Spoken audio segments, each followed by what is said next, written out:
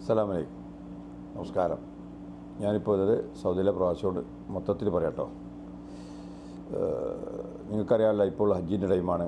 അപ്പോൾ മക്കത്തേക്ക് പോകുന്ന ആളുകൾക്ക് മക്ക പെർമിറ്റ് അഥവാ തസ്രിയ ഹജ്ജ് ചെയ്യാനല്ല, മക്കത്തേക്ക് പ്രവേശിക്കാനുള്ള തസ്രിയ ഉണ്ടാവും, ഹജ്ജിൻ്റേത് വേറെ. അപ്പോൾ ആ തസ്രിയ ഇല്ലാത്ത ഒരുപാട് പേര് ഇപ്പോഴും മക്കത്ത് തങ്ങിയതായി അറിയാൻ കഴിഞ്ഞിട്ടുണ്ട്.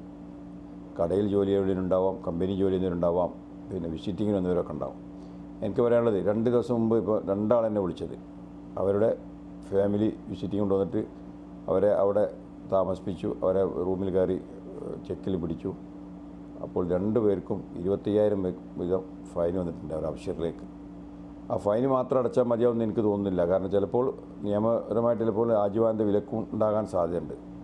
അതുകൊണ്ട് എനിക്ക് പറയാനുള്ളത്, ദയവ് വിചാരിച്ച് ഹജ്ജ് കഴിയുന്നവരെ നിങ്ങൾ